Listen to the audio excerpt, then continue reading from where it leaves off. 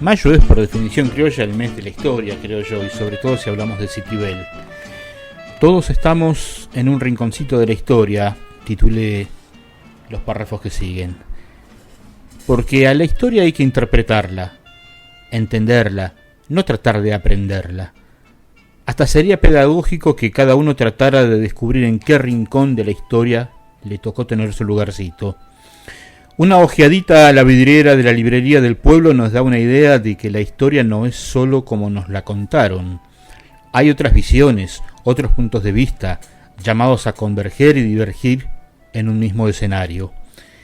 Creemos que aquello de si la historia la escriben los que triunfan quiere decir que hay otra historia, la verdadera historia, tampoco es tan así.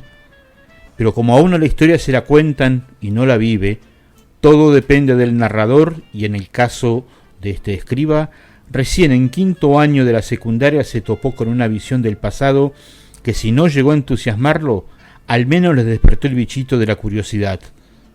Jorge Iturmendi había logrado en quinto año lo que no había podido en primero. Cuando unos 30 años atrás, en una exposición de fotos y artesanías sobre La Rioja, organizada por los inolvidables Sarita y José Torrent, pudimos estrecharle la mano al chosno del Chacho Peñalosa, tuvimos la sensación de que estábamos tocando un pedazo de historia. Visitar las ruinas jesuíticas en Misiones, la casa natal de San Martín en Yapeyú, caminar por el centro de la capital cordobesa sabiendo que allí se gestó buena parte del país que somos hoy, da ese cosquilleo del alma que tal vez nos cuesta un poco más al visitar el Cabildo de Buenos Aires, sencillamente porque tenemos oportunidad de verlo más seguido y ya forma casi parte de nuestro paisaje cotidiano. Ni hablemos de lo que nos significó tener en nuestras manos documentos originales, mensuras y duplicados de mensura, en muchos casos escritos a mano, de las estancias de los Bell, y la aprobación misma de los planos del pueblo, que en rigor constituye el acta de bautismo de Citibel.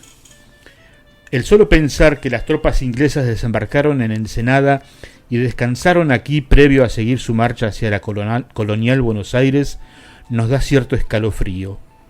Tranquilamente un chasqui puede haber partido desde la entonces estancia San Ramón y dar aviso a Buenos Aires de la novedad invasora. Y eso produce cierto escozor porque muy otra podría haber sido la historia. Si los ombúes de Jorge Vélez Quina Güemes hablaran, escribiríamos una de las más ricas páginas de la historia revisionista y de paso algún político levantaría un monumento. Pero buscábamos hacer otro planteo, aquel de que aprendemos la historia que interpreta quien nos la enseña, condimentada a veces con elementos de la actualidad. Una historia que abunda en detalles superfluos tales como el desarrollo de la batalla de Chacabuco, pero ignorando la importancia que ésta tuvo en el contexto político del momento que se vivía. En el fondo, cuando se nos enseña historia, no se nos dice que lo que aprendemos es política, la política que se debatía en otros tiempos, y que lo que leemos hoy en los diarios y vemos por televisión o escuchamos en radio, no es otra cosa que la política que habrá de estudiarse dentro de 25 años. Visto así, qué cortito resulta el salto entre la historia y la actualidad.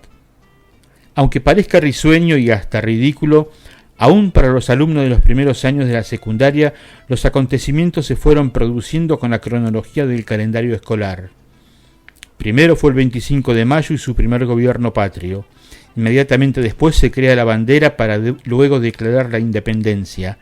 Tras Cartón aparecen Sarmiento y San Martín, que se nos muere solo y pobre allá en Francia, hasta que casi sobre el final de las clases, por fin aparece Colón y descubre América.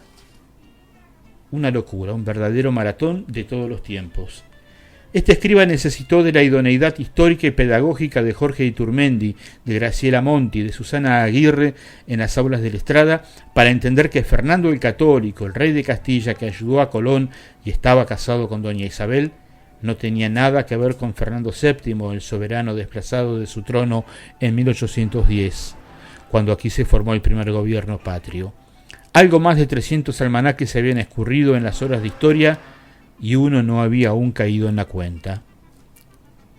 Si Steven Spielberg es un maestro del cine y nos convence con su arte de la convivencia de los dinosaurios con el hombre, convengamos que aquellas anécdotas no están tan lejos de esta propuesta cinematográfica.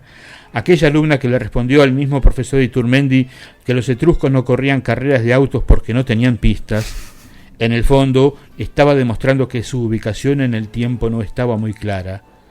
Cosas de la historia, de cómo la aprendemos, tan parecida a un rasti que se arma y se desarma sin conformar una unidad.